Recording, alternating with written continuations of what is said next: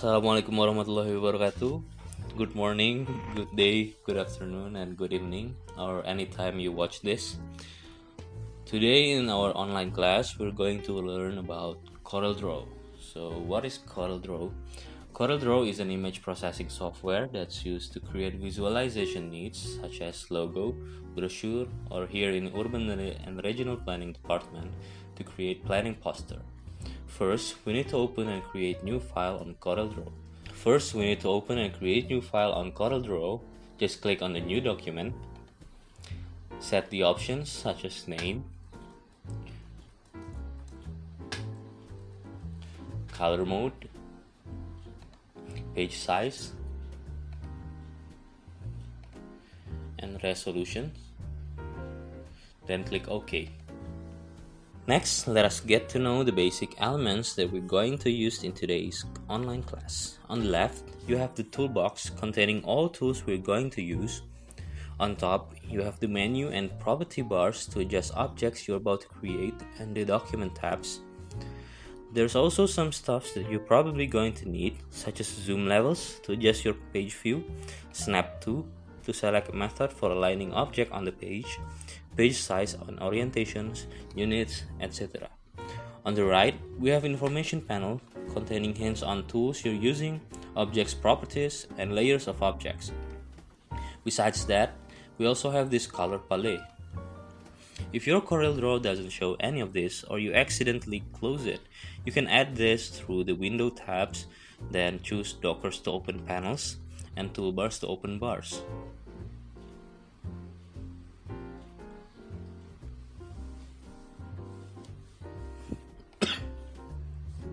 There's also rulers on the upper and left of your workspace. You can make guidelines by clicking and dragging your cursor on the ruler, then place it anywhere it needed. Create guidelines to help us place objects and give margins to our poster. Set the position of your guidelines by clicking it, then change the position in the upper left of your page.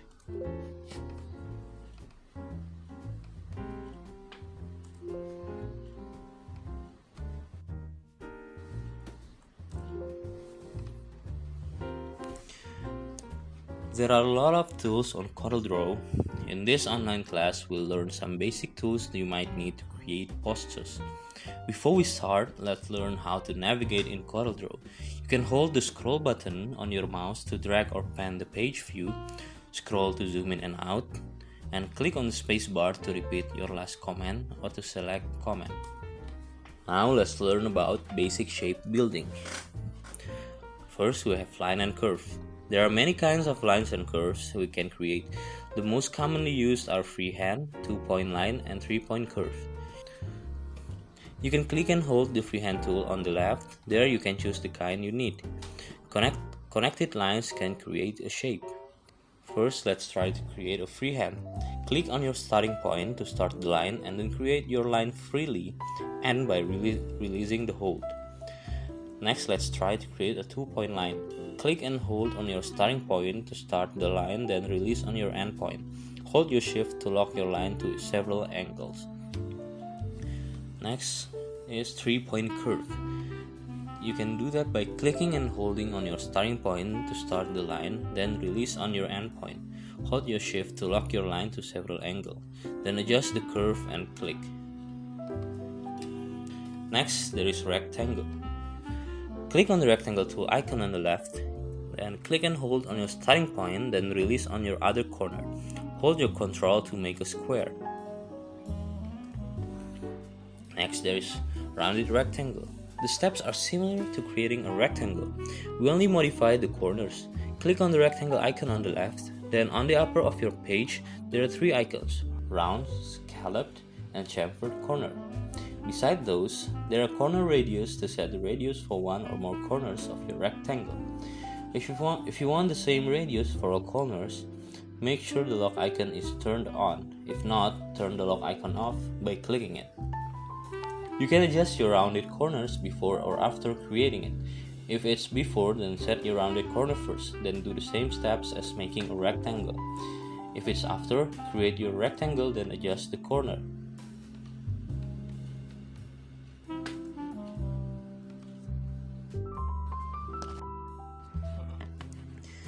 Next, there's ellipse and circle. Click on the ellipse tool icon on the left, then click and hold to create your ellipse. Hold your control button during click and hold to make a circle. Pie is a commonly used type of chart.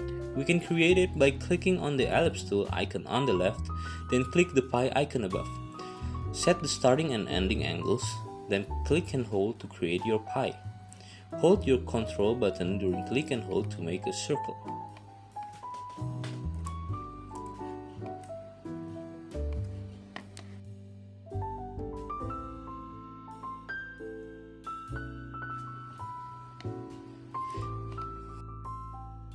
Next, there is polygon and star. Click on the polygon tool icon on the left, then set the number of sides above your page. Click and hold to create your polygon. You hold your control button during click and hold to make a same-sided polygon. To create a star, click and hold on the polygon icon on the left, then choose star. Set the number of points and the sharpness above your page. Click and hold to create your star. Hold your control button during click and hold to make a same-sided star.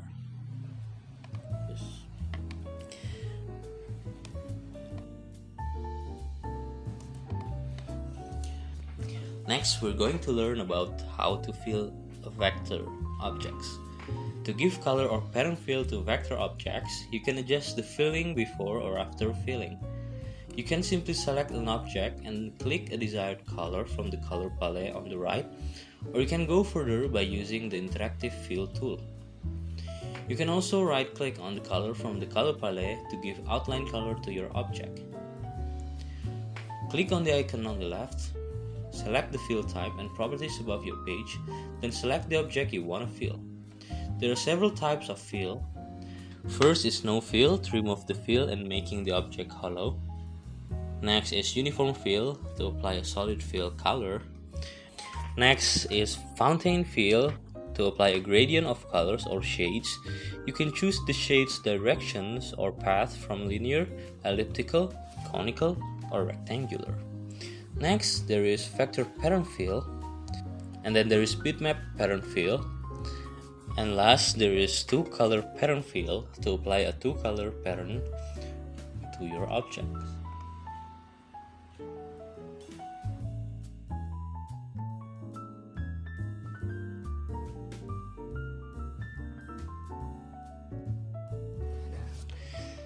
Next, we're going to learn about shaping. There are tools to modify the properties of two or more objects. We can use these tools to combine, trim, or remove some part of the object. You can access it by clicking the object shaping on the tab above, or simply clicking multiple objects. First is combine. Combine is used to combine objects into a single object with common properties. Click on the objects you want to combine, hold your shift to choose multiple objects, or block all objects you want to combine, and then click the combine icon above your page. The second or least click object will maintain its properties for the new object. The combined objects will merge into one object. The overlapping part is usually removed. Next, there is weld. If you want to combine objects into a single object with a single fill and outline without removing the overlapping part, then use weld. Click on the objects you want to weld, then click the weld icon above your page.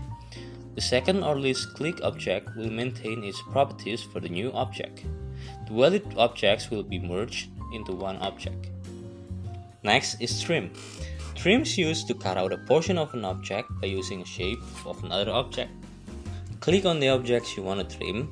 The second or least click object is the trimmed object. Then click the trim icon above your page.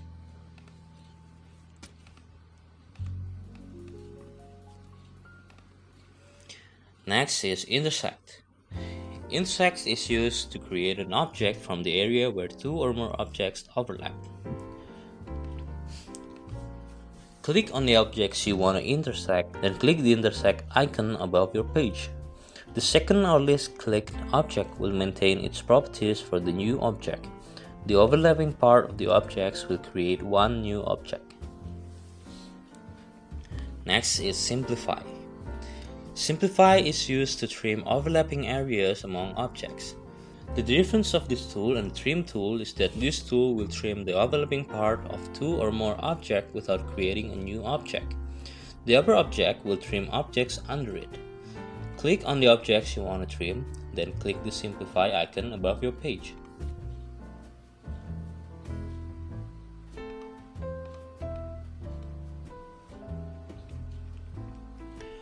Next is front minus back. Front minus back is used to remove the back object from the front object. This tool is similar to the simplify tool. The difference is this tool does not maintain the back object after trimming. Click on the object you want to trim, then click the icon above your page. The back object will trim the front object. Next is back minus front. This tool is similar to the front minus back tool, only this removes the front object from the back object.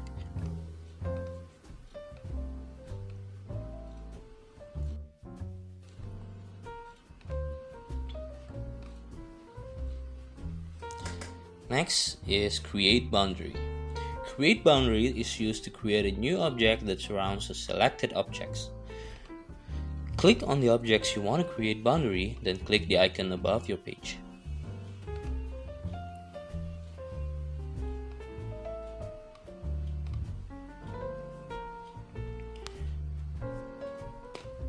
Next, we're going to learn about text and fit text to path. First, we're going to learn about text. You can create it by clicking the text icon on the left. If you want to create a free or artistic text, just click on the place you desire. If you want to create a paragraph text on the determined space, click and hold on your page, and a boundary will be created. The boundary will only be visible during editing. You can adjust the font type, size, alignment, bullets, numbering, and other properties of your text on the above of your page.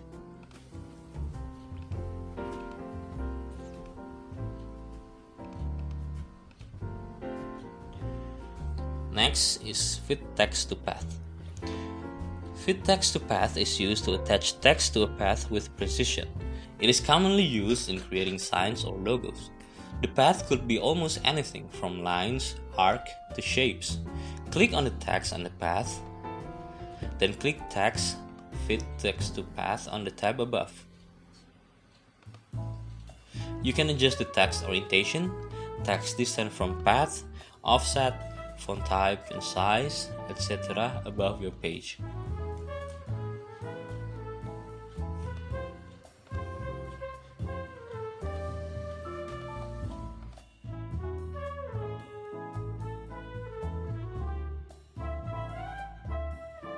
Next, we're going to learn about trace. Tracing tool is available to bitmap. This tool allows us to convert a bitmap to a vector object. Before we can trace a bitmap, first we need to import the bitmap object to the CorelDRAW. Just click on the import icon and then choose the file you want to import. There are many ways of tracing. Alternatively, you can choose a suitable tracing method and preset style. First is quick trace.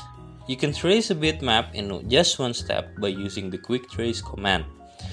Select a bitmap, then click bitmap and then quick trace on the tab above, or click trace bitmap and then quick trace.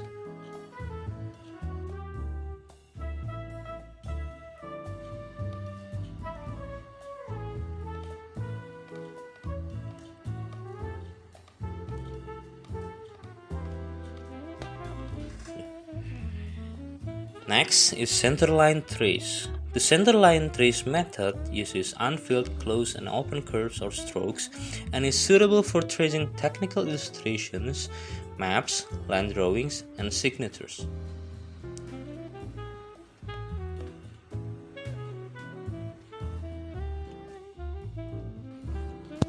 Next is outline trace.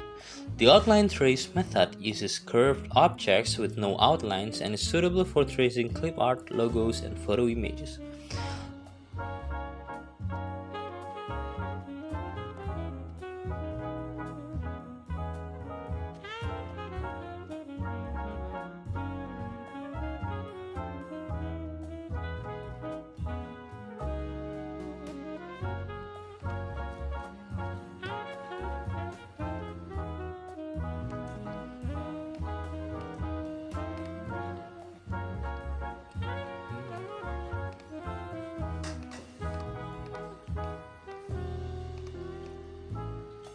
The difference between outline trace and the quick trace is the outline trace produced a more detailed trace of a bitmap.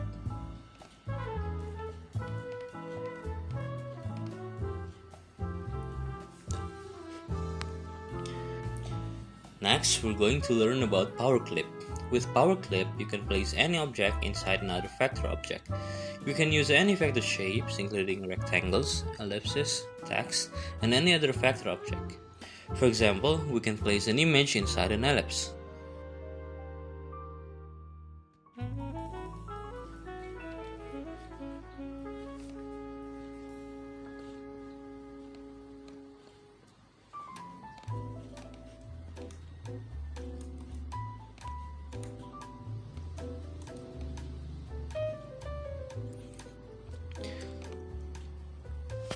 First, we need to select the image and then go to the object menu, choose power clip, and then choose place inside frame. The cursor will change to a small arrow.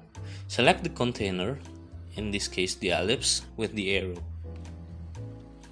This can be repeated with an image or any other objects. Just choose object menu and then power clip and then place inside frame and select the container.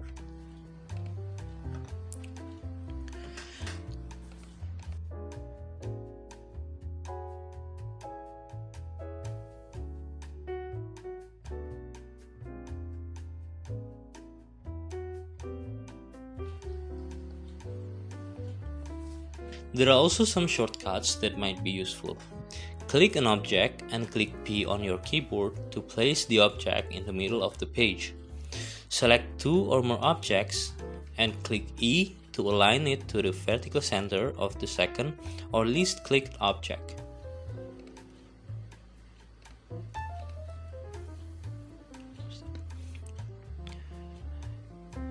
You can select two or more objects and click C to align it to the horizontal center to the second or least clicked object.